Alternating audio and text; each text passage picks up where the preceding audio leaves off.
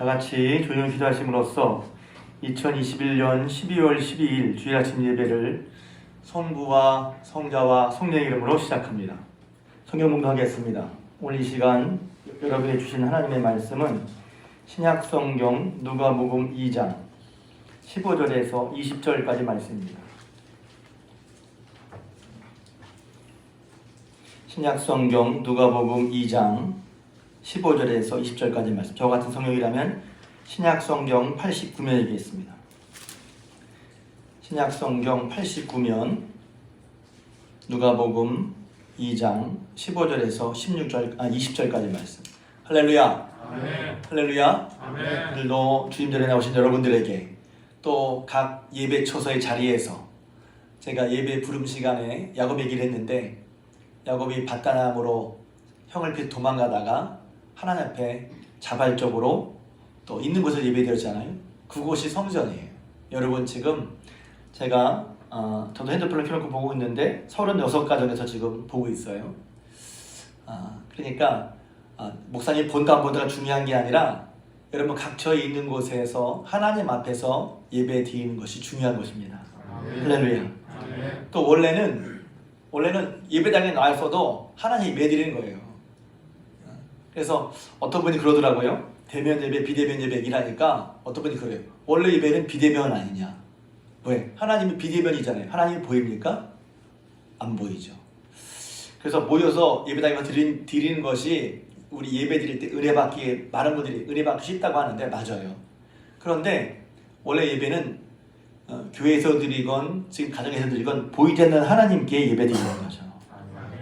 그렇기 때문에 하나님 보이지 않기 때문에 예배당에서 드릴 때나 가정에서 드릴 때나 사람에게, 목사님에게, 성도에게 보이는 것이 아니라 하나님께 보이는 예배잖아요. 그런 의미에서 예배가 참 진지해질 수 있어요. 이렇게 말하면 또 그러면 계속해서 집에서 드려야 되겠다, 그런 얘기가 아니죠. 왜냐면 성도의 교제가 있는 예배가 중요한데 사정 때문에 각각에서 예배 드릴 때 여러분 그 각각에서 있는 가정에 드리는 예배가 하나님 앞에 드리는 예배, 마음과 뜻을 다해서 사람에게가 아니라 하나님 앞에 여러분의 마음을 드려 하나님이 보이시는 곳에 인정받는, 인정받기보다 인정이라고 하나님 보시기에 합당한 예배 드리는 여러분 되시기를 주님의 이름으로 부탁을 드립니다. 그래서 어떤 분은 이렇게 가지 말해요. 그동안 교회에서 예배 드릴 때 예배 드린다고 나왔다가 그 안도감에 예배당에 왔어 하는 그 안도감에 문득 우리 마음으로 주를 찾는 것에 방심을 해. 예배당에 나왔으니까 그 다음부터 편하니까 자. 예배 나와서 편하니까 그 다음부터 딴 생각해. 그게 아니라 예배당에 나왔으니 우리 마음을 방심하는 것이 아니라 우리 마음이 계속해서 주를 찾는 것처럼 이 시간에 여러분들이 계신 곳에서 마음과 정성을 다해 신령과 진정으로 주님 받으시는 예배, 주님을 만나는 예배 시간 되시길 바랍니다. 야곱처럼, 아브라함처럼, 다윗처럼. 할렐루야. 이렇게 비대면으로 예배드리는 상황을 좀 설명드려야 어떤 분은 지금 좀 애매하고 어떻게 해야 되나 하는 그런 분들이 좀 불안을 불식시킬 수 있을 것 같아서 제가 말씀드립니다. 지난 금요일 박정숙 권사님이 코로나 확진을 받으셨어요. 그리고 김정은 장로님도 그날 금요일날 검사를 받으셨고 받으셨다는 소식을 제가 들었어요. 그래서 제가 금요일날 저녁에 그 소식을 듣고 곧바로 토요일 새벽 예배부터 일단 비대면으로 전환을 했습니다. 장로님이 확진이 됐는지 안 됐는지 모르겠지만 혹시 조심하는 차원에서, 그리고 장로님의 검사 결과를 기다리면서 추이를 보고 있었는데 어제 토요일 오후 5시경에 장로님이 확진이 되셨다 이렇게 연락을 받았어요. 그래서 오늘 주일 예배를 전면 비대면으로 전환했습니다. 그런 다음에 어떤 일이 벌어졌냐면 이제 아드님이 김정은 장로님 아드님이 계속 통화를 했는데 결국 이 장로님이 또 권사님이 어떻게 다니셨는지 역학조사를 하게 되잖아요. 역학조사 관계로 교회에 출석하셨다고 말씀하시라고, 교회 출석한 거 맞으니까. 그래서 주일부터 계속해서 목요일까지 장로님 교회 출석하셨으니까 보건소에 이렇게 얘기하라고. 그래서 보건소 관계자와 통화했습니다. 제가 정확히 얘기하려고 누가 통화했냐면 신종우 주무관과 통화를 했어요. 근데 보건소와 전환되니까 좀 신경이 쓰였어요. 왜냐면 장로님 확진되셨기 때문에 장로님이 주일부터 계속 이제 지난 주일 적어도 이제 5일부터 목요일까지 새벽 나오셨거든요. 금요일부터 이제 못 나오셨는데, 그래서 검사를 어디까지 어떻게 해야 되나 또 주일에 참석한 우리 교회 성도나 지난주에 참석한 우리 교회 성도나 새벽기도 참석한 분들은 어떻게 해야 하나 내심 이제 생각하고 있었는데 보건소에서 전화가 와서 그 주무관님 통보를 했어요. 그 장로님의 예배 출석 상황, 주일 예배부터 목요일까지 새벽기도 나오셨다. 또 우리 교회 예배 상황, 새벽 예배 참석하시고 새벽 예배 약 15명에서 20명 정도 나와서 예배 드렸고, 다 거리뛰기 앉아서 거리를 뛰어서 앉아서 예배 드렸고, 다 마스크 쓰고 예배를 드렸다 하고 쭉 설명을 했어요. 근데 이제 오히려 그 보건소 중무관과 얘기하면서 제가 마음이 편해졌어요. 그러니 그분이 말하는 거예요. 그러면 수요일, 목요일 참석한 분들 명단만 일러달라는 거예요. 수요일, 목요일. 그러니까 장로님, 권사님은 그동안에 박종수 권사님 그동안에 오랫동안 이제 우리 교회 출석을 못 하셨으니까 장로님이 계속 나오셨는데 주일부터가 아니라 수요일, 목요일. 왜냐하면 장로님의 그 확진 상황을 보니까 이제 전염성이 있는 것이 수요일, 목요일이었다는 거예요. 수요일, 목요일. 그래서 수요일, 목요일 그러니까 확 줄어들잖아요. 그러면서 또 전화가 왔어요. 그러면서 수요일, 목요일 참석분 다가 아니라 밀접 접촉한 분만 명단 일러달라는 거예요. 그래서 제가 우리 교회 밀접 접촉분이 몇 분 계셔요. 예를 들면 권사님이 처음에 박종숙 권사님이 처음에 병원 갈 때 이용길 권사님 모셔다 드렸거든요. 이용길 권사님 몇 분이에요. 그래서 세네 분 정도 명단을 일러드렸어요. 근데 이 세네 분 중에 지금 세 분은 벌써 검사를 받으셨고 세 분 모두 다 음성 판결이 나왔어요. 그러니까 100%라고 단언할 수 없지만 보건소에서도 그 정도 했으면 그분들 다 안심이라고 하는 거예요. 그러니까 여러분들 이거 어떻게 해야 되지? 그러니까 여러분들 걱정하지 마시고, 그래서 조심하는 차원에서 일주일 비대면으로 예배를 드렸지만 다음 주일부터는 다시 원상태로 예배를 드릴 거예요. 그래서 우리도 아마 직장인들, 그래서 여러분 그래도 깜짝하다 그러면 여러분 검사를 받으세요. 그러니까 이제 밀접 접촉했던 분 몇 분이 계신데 다 검사를 받으셨고, 네 분 중에 한 분은 이제 오늘 검사를 받으실 거예요. 근데 세 분 중에 다 음성이 나왔으니까. 그리고 보건소에서도 다 검사하는 게 아니라 수요일, 목요일. 근데 장로님이 이제 금요일부터 새벽 기도를 못 나오셨으니까 수요일, 목요일 접촉한 분 한 15분 정도 될 것 같아요. 근데 그분들 다 이제 보건소에서조차 검사할 필요가 없다는 거죠. 그러니까 보건소가 100% 단언하는 건 아니지만 보건소 그렇게 생각하니까 그렇게 하시고 마음을 좀 편히 잡수시고, 그래서 일주일 동안 제가 비대면을 하는 건 뭐냐면 잠복기가 3, 4일이니 좀 추이를 보자는 것이죠. 근데 제 마음이 오히려 보건소 직원과 통화하면서 마음이 안심이 되더라고요. 그래서 우리도 여러 가지로 신경이 쓰이지만 가장 당황스러운 분은 장로님이랑 권사님일 거예요. 어떻게 이렇게 걸리실지 모르시지 않으셨겠어요? 그러니까 장로님, 권사님 위해서 기도해 주시고, 장로님은 지금도 약간 무증상이시고 권사님이 많이 기침을 하셔서 조금 전에도 통화를 했거든요. 직접 통화한 게 아니라 아침에 통화했다고 하시는 아드님이랑 통화를 했어요. 기침이 많이 심하시다고 하는데 여러분 권사님을 위해서, 장로님을 위해서 기도해 주시기를 부탁을 드립니다. 지금 교회력으로 대강절기를 지내는 중인데 우리를 사랑하셔서 약속대로 이 땅에 오신 주 예수 그리스도를 기념하고 또 그분이 우리에게 하신 일을 우리가 받아 누리고 뿐만 아니라 지금 우리와 함께 하시면서 또다시 오실 주님을 기대하고 소망하며 믿음으로 살아가는 여러분 되시기를 바랍니다. 예수님 오실 당시에 여러 정황들, 예수님 오실 당시에 잘 보면 여러 상황들이 있어요. 또 여러 모습들, 여러 풍경들이 있습니다. 예수님이 오신 가정, 요셉과 마리아, 예수님 어머니 마리아를 보면 요셉은 요셉대로 꿈에서 지시하시는 천사의 말을 듣고 순종해서 마리아를 데려왔고, 마리아도 누가복음 1장에 보면 이제 남자를 알지 못하는 자기가 성령으로 잉태될 것을, 그래서 주의 뜻을 이룰 것을 받아들였죠. 그런 요셉과 마리아의 모습도 있고, 또 마리아의 친척인 제사장 사가랴와 그 아내 엘리사벳, 미리 이제 결국 이제 세례 요한의 부모님이신데 마리아와 먼 친척벌이니까 그들도 이제 주의 말씀이 의롭고 성결하게 살아가는 주의 말씀이 약속대로 이루어진다는 것을 경험했죠. 또 그 동방박사들이 별을 찾아 이제 예수님 계신 곳으로 오다가 길을 잃었을 때 그 예수님이 어디로 나셨는지, 유대인으로 왕으로 오신 이가 어디로 나셨을까 물어보기 위해서 당시 예루살렘에 찾아갔잖아요. 그러니 헤롯이 당시 왕이었는데 난리가 났어요. 유대인 왕으로 오셨다는 사람이 있으니까. 근데 그때 인상적인 그 두 부류의 사람이 있었는데, 한 부류는 동방에서부터 온 동방박사들도 있는데, 예? 그 예루살렘에 살면서 예수님이 어디서 나겠느냐 했더니 성경을 찾아서 미가서에 보면 베들레헴입니다 라고 말한 제사장, 성경을 잘 알고 있었어요. 그런데 이 제사장은 예수님이 났다고 하는 얘기를 들으면서도 그 예수님이 나신 장소가 어디일 거라고 성경에 얘기하는 걸 알면서도 찾아가지 않았어요. 성경을 잘 아는 제사장이고 하나님 잘 믿는 제사장인데 정작 예수의 말씀이 이루어진다는 것에 대해서 무관심했단 말이죠. 그런 사람도 있었어요. 또 헤롯 왕은 잘 아시는 것처럼 자기가 왕이 되기 위해서 자기 가족도 죽인 사람이거든요. 왕이 되려고. 근데 유대인이 왕이 왔다고 하니까 마음에 내심, 이거 봐라, 남의 것도 누가 왕이 와? 두려웠죠.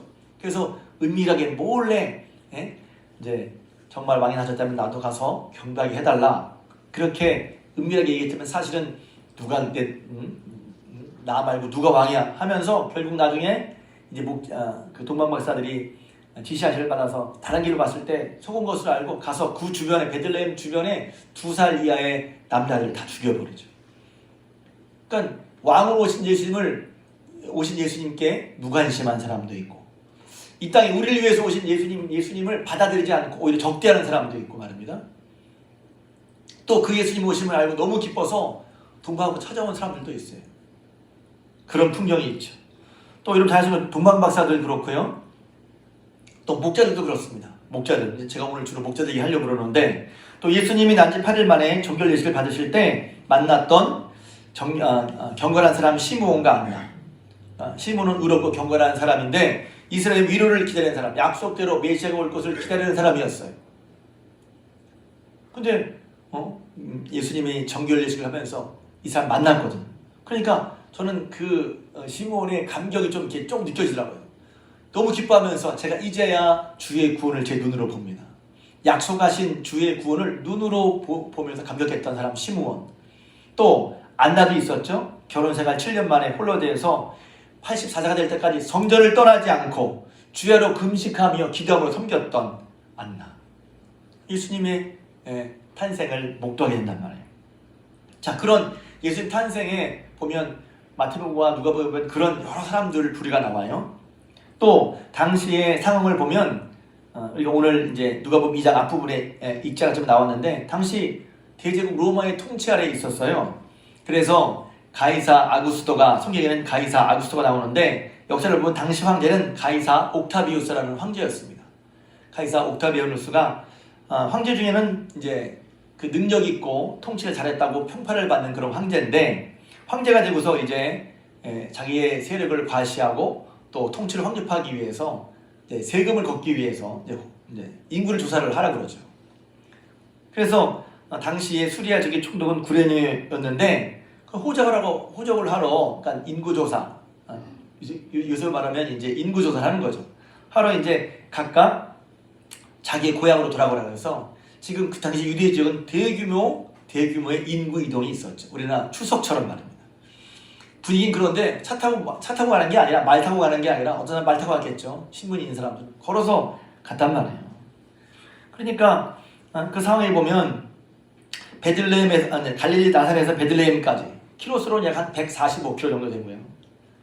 그러니까 위에 갈릴리 나사렛에서 아래 저 베들레헴까지 갈 수밖에 없었고, 더군다나 당시에 이 마리아는 배가 불러서 만삭의 몸이 있었는데 불구하고 배를 갈 수밖에 없었어요.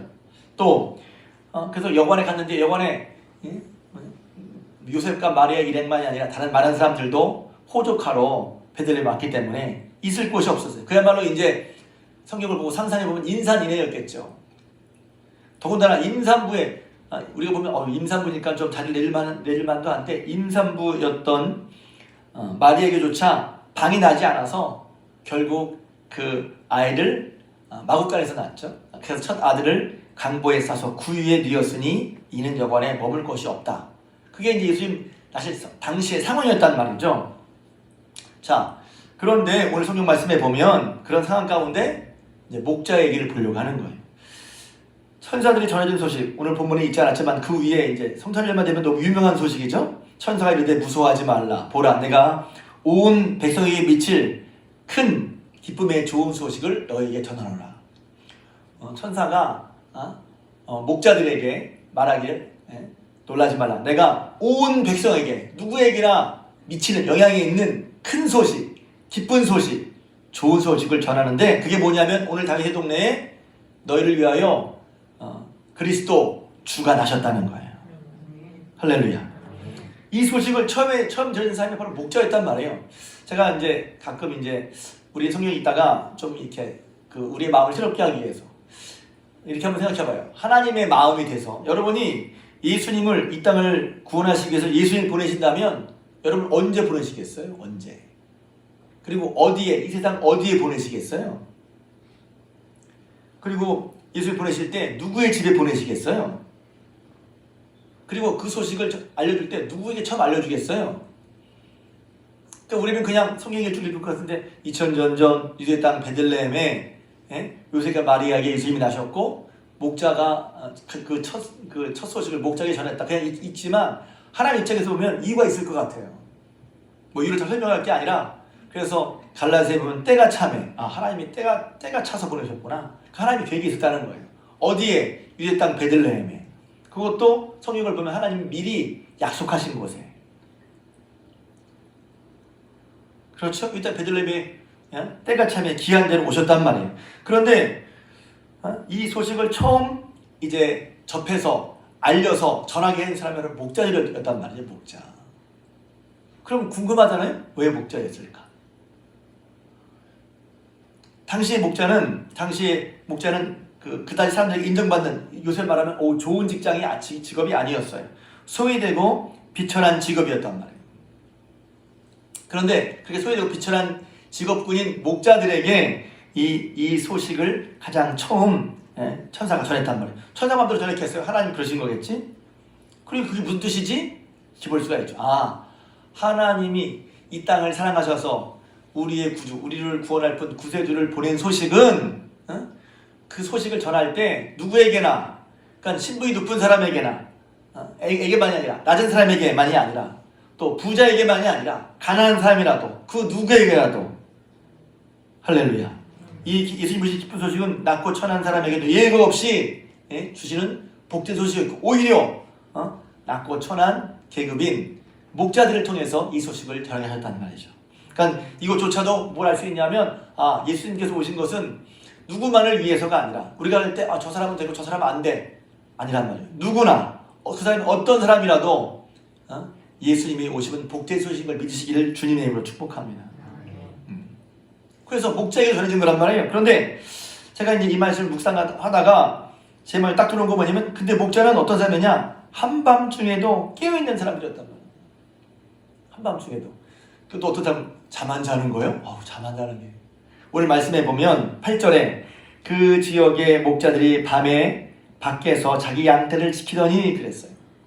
제가 이 찬송을 보다가 찬송을 찾는데 그 목자들이 밤에 양떼를 지킬 때라는 찬송도 있지만 밤에 잔다는 찬송도 있더라고요. 밤에 잤나? 밤에 잘 수 있겠죠. 근데 이제 목자들은 기본적으로 밖에서 양떼를 지키는 사람이었단 말이에요. 그러니까 밤에도 깨어있는 사람이에요. 밤에 깨어있는 목자들이. 그래서 어떤 면에서 왜 목자들일까? 제 생각에 성경에 딱 이래서 목자에게 전했다는 말은 없지만 왜 목자였을까? 첫 번째는 목자들이 비천한 사람이었고 낮은 계급이었지만 하나님은 하나님 앞에서 하나님의 복음을 또 하나님이 귀한 사랑의 소식은 낮고 천한 거 구별 없이 남녀노소 구별 없이 할렐루야 배운 자 못 배운 자 구별 없이 모두에게 주시는 그래서 제가 everybody 누구라도 somebody 어떤 사람이라도 모두에게 everybody 주시는 귀하고 복된 소식인 것을 믿으실 주님을 축복합니다. 여러분 한 사람 한 사람에게 말입니다.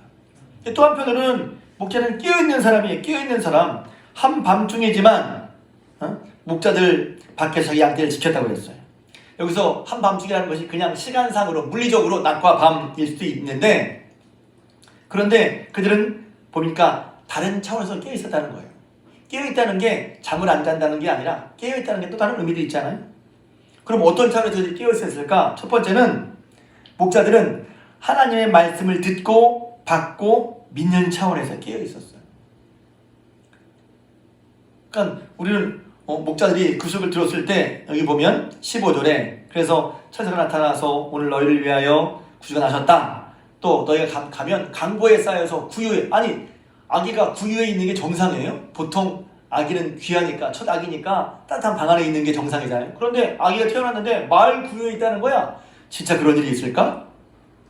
그렇게 이제 천사가 준 소식을 듣고 그런 소식을 듣고 이제 천사가 지극히 높은 것은 하나님께 영광이요 땅에서는 기뻐하실 입은 사람들에게 평안하다. 그렇게 한 다음에 그 얘기를 들었단 말이에요. 그러고서 보세요. 오늘 말씀해 보니까 천사들이 떠나서 하늘로 올라가자마자 목자들이 서로 말하는 거야. 자, 이제 베들레헴으로 가서 주께서 우리에게 알리신 바 이 이루어진 일을 보자 하고 빨리 갔다 그랬어요.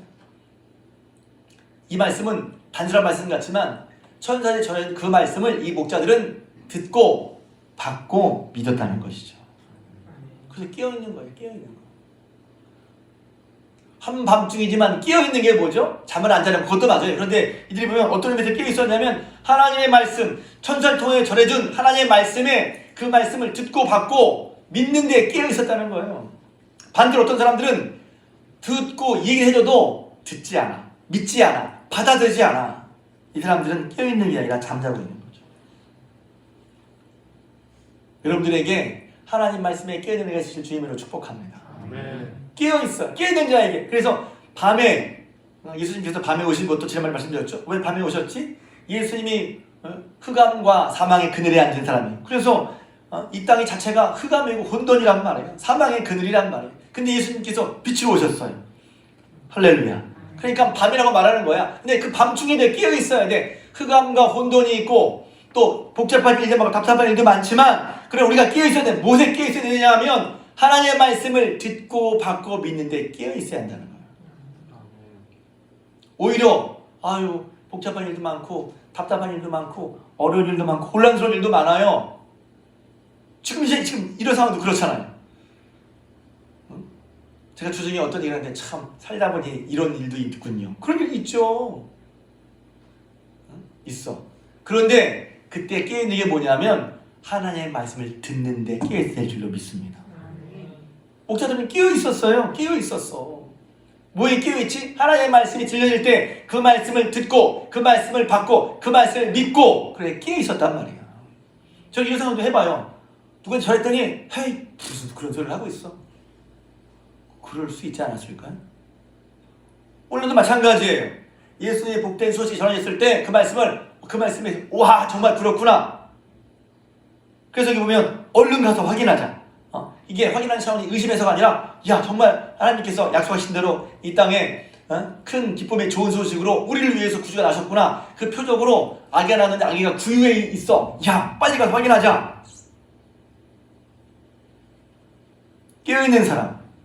그래서 그 말씀 듣고 깨어서 바로 말씀대로 된 것을 가서 확인했단 말이에요. 말씀대로 됐구나. 할렐루야. 말씀대로. 지난주에 말씀드리면서 마태복음 1장에 예수님이 하신 이러하니라 쭉 설명하면서 이 주께서 이를 이루신 것은 말씀에 선지자로 말미암아 이렇게 하신 말씀을 이루려 하심이라. 하나님 약속하신 대로 이루셨고 그 약속하신 이루신 것이 눈앞에 드러났어. 그렇게 해서 하나님께서 우리와 함께 계신 것을 증거하고 계시단 말이죠. 깨어있는 사람은 하나님의 약속과 언약을 믿고 그것을 의지하며 사는 사람, 기다리는 사람을 말하는 거예요. 그래서 시므온과 안에도 깨어있는 사람이죠. 주님의 메시아 주신 약속이 있었는데 오랫동안 주님이 안 오시는 것 같아. 우리 식으로 보면 약속이 안 이루는 것 같아. 그럼에도 불구하고 그 약속을 믿고 하나님의 언약을 믿고 주의 구원을 믿고 있을 때 결국 그 약속이 이루어질 것을 보게 된단 말이에요. 시므온과 안나. 하나님의 말씀을 믿고 그 말씀을 믿었기 때문에 그 말씀 실현을 기다리고 인내하면서 있었단 말이죠. 그것이 말씀에 깨어있는 거죠. 깨어있어. 깨어있는 사람은 주의 구원을 보게 됩니다. 할렐루야. 그래서 결국은 그들이 주의 구원을 보면서 위로와 소망을 얻잖아요. 내가 이제 주의 구원을 보니 기뻐서 그러니까 그 기쁨이 야 주님께서 정말 이렇게 함께 역사하시는구나. 그걸 볼 때 기쁘단 말이죠. 주님 믿었던 것이 헛된 것이 아니야. 주님 이렇게 역사하고 계시는구나. 하나님께서 말씀대로 언약대로 일하시고 구원하시는 것을 직접 눈으로 경험한단 말이죠. 할렐루야. 그러기에 저와 여러분들도 목자처럼 끼어있는 거, 잠 안 자는 게 아니라 하나님 약속의 말씀을 듣고 받고 믿는데 깨어있는 여러분 되시기를 주님의 이름으로 축복합니다. 두 번째는 그렇게 믿고 깨어있는 사람들은 어떤 사람이냐면 증거자와 전달자가 되는 거예요. 영향을 주는 사람이 되는 거예요. 왜? 그렇게 가서 보십시오. 그래서 말씀을 듣고 갔어요. 그래서 빨리 가서 16절에 보니까 빨리 가서 마리아와 요셉과 그의 누인 아기를 찾았어요. 찾았어. 그러니까 이건 금방 딱 만난 게 아니라 그 부분이야. 그래서 베들레헴에 가서 여기 수습을 했겠죠. 그리고선 정말 천사가 말해준 그대로 마을 구유에 그것이 표적이에요. 표적. 이분이 바로 그리스도예요. 너를 위해 나신 그리스도야. 세상에 그리스도가 그리스도이신데 우리를 구원할 자이신데 세상에 화려한 왕국에 태어난 게 아니라 말밥통에 태어났으니 말입니다. 근데 그게 표적이야. 하나님이 너희를 위해 구속하시는 표적이란 말이에요. 그래서 그것을 보니까 너무 기쁜 거야. 그러니까 여기 보면 10절에 가서 천사가 아기를 찾은 다음에 17절에 보고 천사가 자기들에게 이 아기에 대해 말한 것을 다 전했단 말이에요. 다 전했어. 다 얘기했어. 천사가 이렇게 말했어. 그 윗부분에 말한 거죠. 그러니까 듣는 자가 다 목전이를 하는 걸 보고 다 놀랍게 여기는 거예요. 왜? 먼저 천사들의 예수님 탄생을 이 땅의 구주 그리스도 나심을 천사들이 목자들이 전했고 목자들은 그 얘기를 듣고 받아서 믿었고 가서 그들 가서 예수님 주변에 있는 사람들에게 그걸 다 설명했더니 그들도 보고 놀랐다는 거예요. 깨진 사람은 어떤 사람이냐? 자기가 예수의 말씀을 듣고 받고 믿은 사람뿐만 아니라 그걸 믿었기 때문에 그것의 전달자가 되는 사람이에요. 그것의 증거자가 되는 사람이에요. 그것에 영향을 준 사람이 되는 거예요. 어떤 면에서 이런 사람들은 파수꾼 같은 것 같아요. 파수꾼. 파수꾼이 뭔지 아십니까? 남보다 먼저 보는 사람이 파수꾼인 거예요. 먼저 보는 사람. 남보다 멀리 보는 사람이 파수꾼인 거예요. 아직 그들은 몰라. 아직 그들을 보지 못해서. 근데 먼저 봤어. 그리고 멀리 봤어. 그래서 먼저 보고 멀리 봤기 때문에 아직 보지 못한 사람들에게 말해주는 거예요. 그래서 목자들은 깨어있는 사람들은 어떤 역할을 사람이 파수꾼 같은 사람이에요. 먼저 보고 멀리 보고 그들에게 말해줄 수 있는 사람. 뭘 말해줘요? 보고 들은 것을 말해주는 거예요. 거짓을 말해주는 게 아니에요. 꾸며서 말하는 게 아니에요. 천사들이 전해진 소식을 듣고 가서 그것들을 가서 보니까 정말 예수님이 구에 계신 거야. 그리고 그걸 보고 확실하니까 천사를 통해 준 말이 확증되는 거죠. 그 확증된 걸 말하다 보니 주변에 있는 다른 사람들이 먼저 천사를 통해 들은 목자들의 말을 통해서 난 아기가 그들 볼 때 그냥 아기였는데 천사들이 전해준 말을 들은 목자들 얘기를 듣고 보니까 야 정말 하나님이 약속하신 대로 우리를 위해서 우리를 구하시기 위해서 우리를 사랑하셔서 우리를 죄에서 건지시기 위해서 우리를 멸망하지 않게 하시기 위해서 그리스도 주를 보내셨다는 것이 전파되는 거죠. 할렐루야. 그래서 먼저 믿는 사람들은 어떤 사람들이냐면 깨어있는 사람들은 시대의 한밤중에 깨어있는 사람들은 방향을 제시해주는 거예요. 그럼 참 중요하죠. 깜깜한데 아무도 어디로 갈지 몰라. 혼란 중에 있어요. 왜? 한밤중에 깨어있다고 제가 선교 제목이 한밤중에 깨어있는. 한밤중에 어떤 상황입니까? 혼돈의 상황이거든요. 보이지 않는 상황이거든요. 답답한 상황이거든요. 이건 요새가 그렇지 않아요? 그래서 성전을 할 때마다 요새랑 똑같아. 어떻게 이렇게 똑같지? 2000년이 지나도 똑같아. 어떤 상황? 한밤중에 있는 것 같은 상황. 혼란스러운 상황. 뿐만 아니라 상황과 상관없이 인생이 한밤중인 분도 있어요. 살다가 인생이 한밤중을 만난 거예요. 혹시 지금 여러분 인생에 한밤중 같은 사람들이 있습니까? 한밤중 같은 없기를 바라지만 살면서 우리는 인생의 한밤중을 경험하잖아요. 야곱처럼 경험합니다. 여러 가지 상황이 한밤중이야. 밤중. 또 상황이 한밤중이죠. 주변의 상황이 너무 혼란스러워. 또 지금 나의 상황이 내가 당하는 여러 가지 일들이 혼란과 혼돈 속에 있어. 한밤중이야. 여러분 한밤중일 때 첫 번째가 뭐냐면 하나의 말씀을 듣고 반대에 깨어있기를 주님의 이름으로 축복합니다. 두 번째는 가서 그 말씀을 듣고 확인한 다음에 자기가 듣고 경험한 것이 있으니 그 경험은 다른 사람들에게 영향을 주는 거예요. 여기 보면 재밌는 말이 있어요.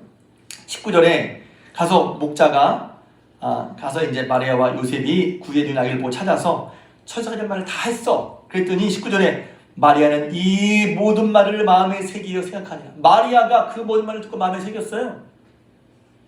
비록 목자의 말이지만 하나님의 말씀을 믿고 하나님의 말씀을 경험한 사람의 말이기 때문에 마리아에게 영향을 주어서 마리아가 그 모든 말을 마음에 새기고 생각했다는 거예요. 영향을 주었다는 거죠. 한밤중에 깨어서 하나님의 말씀을 듣고 받아 사는 여러분들이 누군가 다른 사람에게 파수꾼이 되어지고 다른 사람에게 영향력을 주고 다른 사람이 그 말씀을 마음에 받아서 와 이렇구나 하고 소망을 주는 사람이 된다는 것입니다. 할렐루야. 누가 내가 소망을 줘야지가 아니라 하나님의 말씀을 듣고 받는데 깨어있는 사람들이 그런 역할을 한다는 거예요.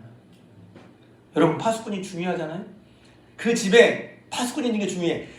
어떤 사람은 내 영혼의 파수꾼, 나도 내 영혼이 잠들어 있으면 안 되는데 파수꾼이 되어서 먼저 보고 미리 보고 그래서 알려주는 게 중요하잖아요.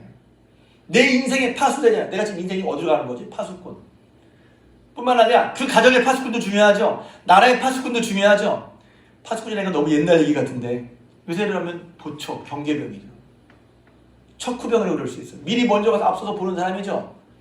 그 너무 중요하죠. 왜? 때로는 그 파수꾼, 척후가 한 나라의 한 군대의 모든 것을 좌우한단 말이에요.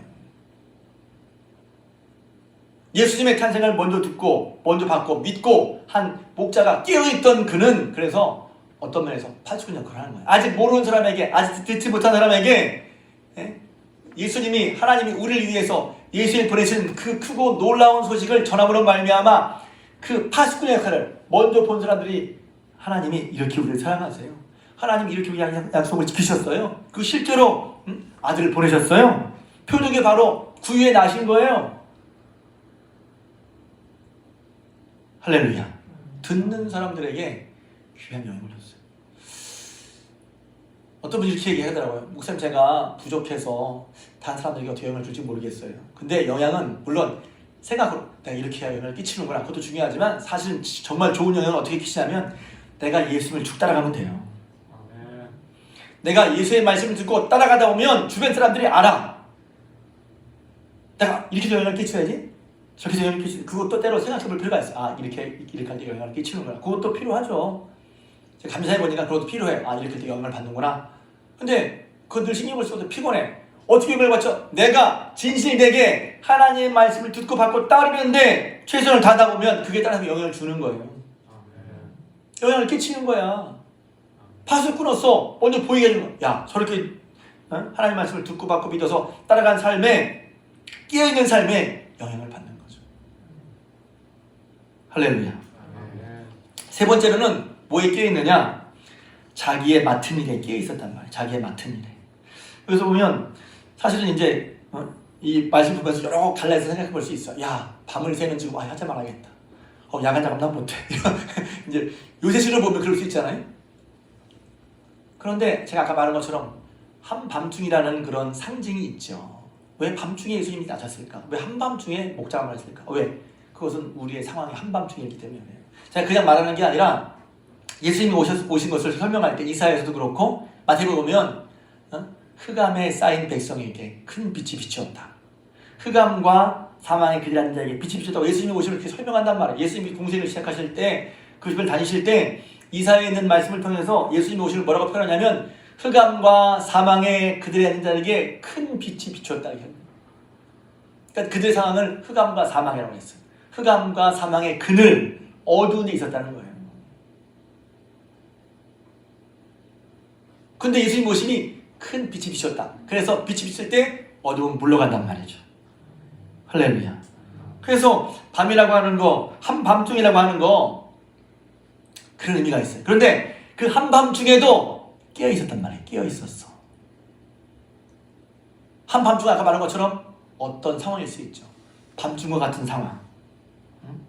지금 내 인생의 한밤중, 상황 중에 한밤중, 내가 지금 겪고 있는 내 개인적인 상황의 한밤중, 또 나와 상관없이 세상에 지금 한밤중에 혼란, 혼돈이 있을 수 있어요. 그런데 거기에 목자는 깨어있었다는 거예요. 깨어있었어. 그래서 처음에 깨어있어서 들었다고 했죠. 깨어있는 사람이 또 영향을 준다고 했죠. 깨어있는 사람은 어떤 것에 깨어있느냐? 자기 사명에 할 일에 깨어있는 거예요. 그들은 한밤중이었지만 밖에서 양떼를 돌보고 있었어요. 그 한밤중이라도 자기 사명에 깨어있었단 말이에요. 목자는. 그냥 직업으로 볼 수 있겠죠. 그래서 제가 이 사명으로 말씀드린 것은 사명에 깨어있어. 양떼를 지켜다 보니 바뀌잖아요. 춥잖아요. 한밤에 춥잖아요. 그렇지만 추운 상황, 어려운 상황이지만 자기 사명 때문에 이 사람은 깨어있었다는 거예요. 깨어있었어. 저는 이것이 어떻게 제 마음에 유비가 되냐면 이런 어려운 상황 가운데 주의 사명을 받고 감당하는 사람들, 깨어있는 사람들이죠.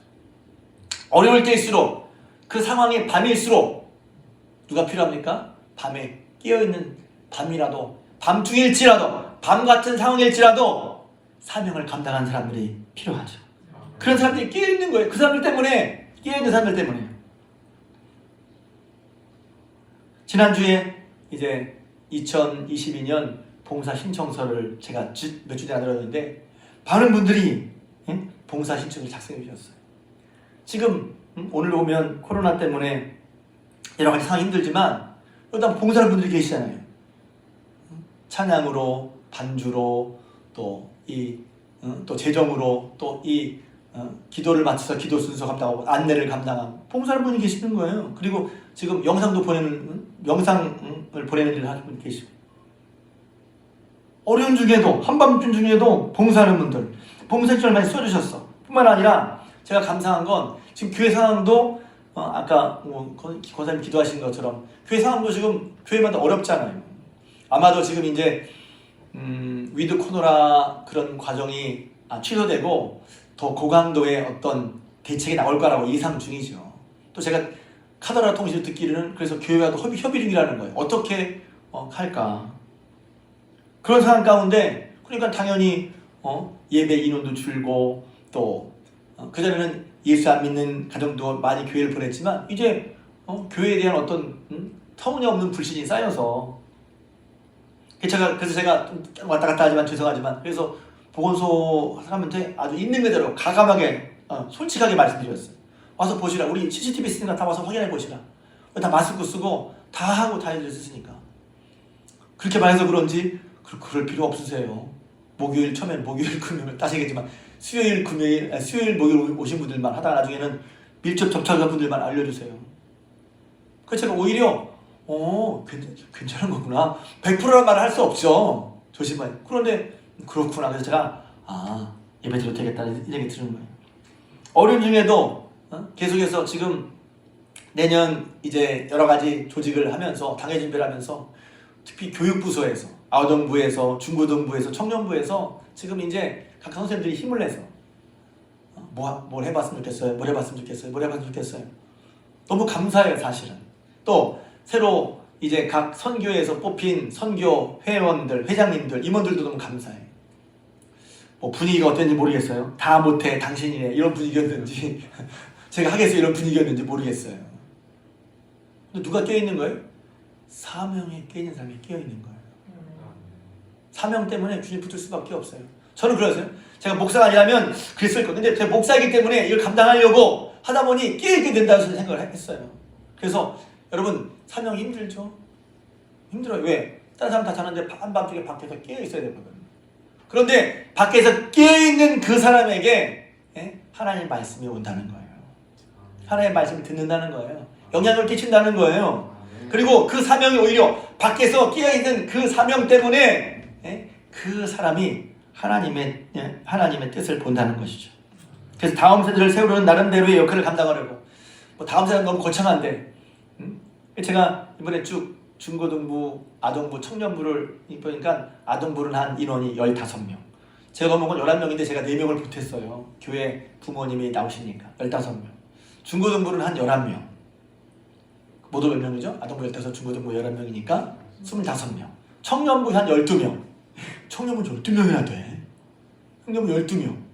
그러니까 다음 세대 들어가는 사람들이 모두 지금 더하니까 빨리 숫자가 안 나오는데 37명이잖아요. 37명. 그 친구를 무시하는 게 아니라 그 중에서 한 사람만 다이 같은 사람만 나와도, 그 중에 한 사람만 다이 같은 사람이 나와도, 그 중에 한 사람만 4명의 한 사람이 나와도, 그래서 우리가 힘들지만 다음 세대를 중요한, 내가 믿는 예수 믿음이 중요하다면 그 믿음을 자식에게, 자녀에게, 후대에게 밀려줘야죠. 어떻게 그냥 놔둘 수가 있어요? 교사가 물론 중요하지만 교사는 두 번째고, 먼저 우리 자녀들에게, 우리 가족의 자녀들에게 여러분 예수 믿는 신앙을 전할 수 있는 여러분 되실 주님의 부탁을 드립니다. 그런 사명에 깨어있을 때 깨어있는 사람에게 지실린단 말이에요. 전 그것도 은혜라고 생각해요. 왜? 주님께서 먼저 말씀해 주시고, 주님께서 누구에게 말씀해 주시겠어요? 근데 이 소식을 이제 목자를 통해서 계속 전파되겠는데, 그 첫 전파자가 목자였던 거, 깨어있는 사람이었던 거, 사명에 깨어있고 주의 말씀을 듣는 데 깨어있고, 그래서 그런 역할을 하는 가정 가운데 사람들에게 영향을 주는 사람, 목자 같은 사람이 오늘날도 필요하단 말이죠. 로마서 13장 10절에 보면 이 귀절은 왜 유명해졌냐면, 그 유명한 중세 철학자며 신학자 성 어거스틴이 이 말씀을 듣고 의심했다고 해서 되게 유명해졌어요. 그 말씀이 뭐냐면 이런 말씀입니다. 로마서 13장 12절 14절까지 밤이 깊고 낮이 가까웠으니, 밤이 깊고 낮이 가까웠다. 밤이 깊다. 그러므로 우리가 어둠의 일을 벗고 빛의 갑옷을 입자. 낮에 같이 단정히 행하고 방탕하거나 술 취하지 말며 음란하거나 호색하지 말며 다투거나 시기하지 말고 오직 주 예수 그리스도로 옷 입고 정욕을 위하여 육신의 일을 도모하지 말라. 여기도 밤과 낮이 나오잖아요. 밤이라고 하면 밤이니까 뭐 하고 싶어요? 어둠의 일을 하고 싶어요. 술 취하고 방탕하고 음란하고 호색하고 시기하고 하고 싶어요. 그러니까 낮이 가까웠어. 밤중에도 깨어있는 것이죠. 밤에 취해서 인생의 혼란과 어두움과 내 개인의 상황에 밤에 취해서 그냥 사는 것이 아니라 한밤중에도 깨어있는, 오히려 한밤중에 더 깨어있어야죠. 왜? 주의 말씀을 들어야 되니까. 주의 말씀 듣는 데 깨어있고 사명에 깨어있고 주를 따라가는데, 그래서 내가 하다 보니 파수꾼으로서 남에게 영향을 주는 사람으로 깨어있는 목자가 귀하잖아요. 목자가 귀하잖아요. 지금 예배드린 분들도 어떤 의미에서 한밤중에 깨어있는 것이죠. 한밤중이라고 해서 코로나 상황도 한밤중에 있었어요. 코로나 상황이 한밤중이야. 이게 언제 어떻게 될지 몰라. 답답하고 복잡하고 신경도 많이 쓰여. 사실 저도 금요일날 토요일날 계속해서 참 여러 가지로 신경이 쓰였어요. 어떻게 해야 되지? 어떻게 준비해야 되지? 먼저 마음속으로는 이제 신속하고 정확하게 다 알려드려야지. 그리고 먼저 대응에 잘 신속히 대응해야지. 그러나 예배는 무엇보다 바꿀 수 없어요. 혼돈 속에. 그러나 더욱더 이때 깨어있는 게 중요한 줄로 믿습니다. 깨어있어요. 밤이 깊으니 깨어있어야 돼. 혼란스러우니 깨어있어야 돼. 하나님의 말씀을 듣는 데 깨어있고 사명 감당하는 데 깨어있고 하나님의 말씀 듣고 받았으니 이 기쁜 소식을 전하면서 영향을 주는데 깨어있는 거. 복된 목자의 삶. 여러분들 다시 한번 이 깜깜하고 혼란하고 또 세상을 다 그렇다는 게 아니죠. 그러나 혹시 그런 분이 계시다면 상황적으로나 개인적으로나 깜깜할 때 다시 한번 한밤중에 깨어 있어서 주의 말씀을 듣는 데 깨어 있고, 할렐루야. 사명 감당하는 데 깨어 있고, 그것이 우리에게 기쁨과 의로 소망이 있는 말이에요. 맨 마지막에 보십시오. 뭐라고 되어 있는지 20절에 보면 목자들은 자기들이 이르던 바와 같이 듣고 본 그 모든 것으로 인하여 하나님께 영광을 돌리고 찬송하며 돌아가니라. 복된 삶이죠. 왜? 하나님 말씀하신 대로 천사가 들어도 듣고 보았어. 야, 하나님 말씀 됐구나 하는 것을 보고, 하나님이 하신 역사를 보고, 그 신앙을 억지로 하는 게 아니에요. 하나님이 하신 일 내가 보고 경험한 다음에 그것으로 하나님께 영광을 돌리고 찬송하는 거예요. 이런 목자의 삶이 복된 삶이 아니겠어요? 행복한 삶이 아니겠어요? 저 여러분들도 목자처럼 깨어서 이렇게 하나님께 우리가 하나님 말씀하신 그대로 된 모든 것을 듣고 본 모든 것으로 하나님께 영광을 돌리고 찬송을 살아가는 저 여러분 되시기를 주님의 이름으로 부탁을 드립니다. 기도하겠습니다.